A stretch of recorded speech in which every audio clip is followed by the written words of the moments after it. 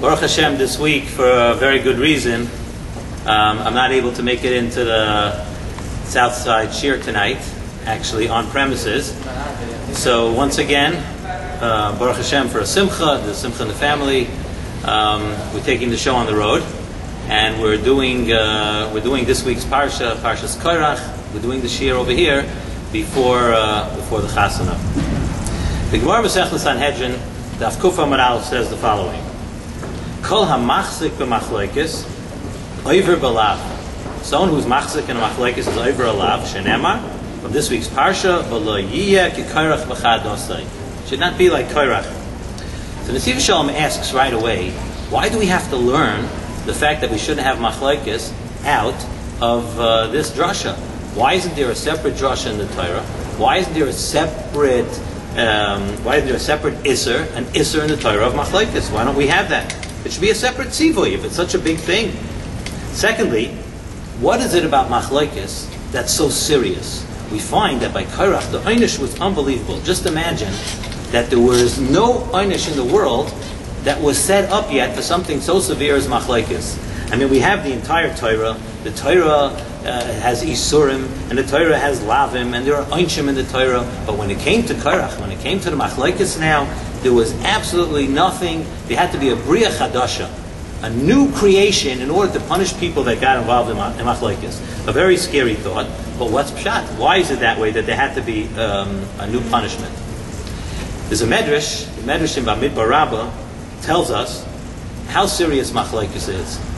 Zok the medrash, we know that Bezdin Shomayla punishes people from 20 years old and up. When a person's older than 20 years old, he could, Chas v'shalom, he gets a punishment. If he needs to, he gets a punishment min hashamayim.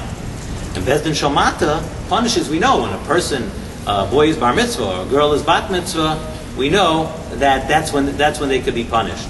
However, when it came to Korach, over here we see, when it came to machlokes over here by Korach, young babies, young children that were even 1 day old were burnt and were swallowed up by the earth.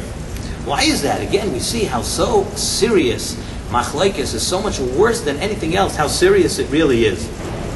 So we know, everybody knows that the Bayis Rishon was nechrav because of the Gimel Averos Chamuras, Gilei Araish, Vichas Damim, Vayda Zara. That was Bayis Rishon. Bayis Sheni was nechrav for a different reason. State and the Alam Farshim, and we know that by Bayis Sheni they were learning Torah, and there was Chesed, there was everything. But the Bayis Sheni was destroyed because of Sinas Chinam. Sinas Chinam, and that's it. They were able to, they had everything. They had Torah, they had Chesed, they had everything else. But because of Sinas Chinam, there was the Beis HaMikdash was destroyed. Again, we see how serious Sinas Chinam is, how serious getting to machlokes is. The Shloah Kodesh says a very, very interesting and important yesod here that teaches us why machlokes is different than anything else, and why machlokes is so much more severe than anything else. And this is something which, if you actually think about it, unfortunately, any machlokes which happens today is also falls into this category. Zok the Shloah that the people who argued with Moshe Rabbeinu, they were all l'shem shamayim. Of course, l'shem shamayim. I'm not making a machlokes. Everything I do, I have in mind kvod shamayim, shem shamayim. And Lamaisa, they had a very, their cheshbon l'shem shamayim was that they really felt that Moshe Rabbeinu should not be taking everything for himself. They felt that Moshe Rabbeinu was mispalel. It says that Moshe Rabbeinu was, they felt that Moshe Rabbeinu was mispalel to HaKadosh Baruch Hu, that he should be able to, that he and his family should have all the gedula. And since Moshe Rabbeinu was so big, HaKadosh Baruch Hu listened to Moshe Rabbeinu, and he gave Moshe Rabbeinu all the covet. They felt that wasn't right. They felt because Moshe Rabbeinu was mispalel, and because HaKadosh Baruch Hu listened to Moshe Rabbeinu, and Moshe Rabbeinu attained all the geula, they felt that Moshe Rabbeinu had this amazing opportunity to be close to the Shekhinah. And they wanted to be close to the Shekhinah also. Their cheshbon was l'shem shamayim. That's Zok the Shloah. It's an unbelievable thing. And unfortunately, we see today by machlokes, if you ask anybody why they get into machlokes, l'shem shamayim, kanois, we have to, that's everything's always l'shem shamayim. So, l'maisa, if they did it l'shem shamayim, here's the question, why were they punished so severely? Again, why was it so? So it's Zok the Shloah HaKadosh, that the Torah is teaching us an unbelievably important yesod over here.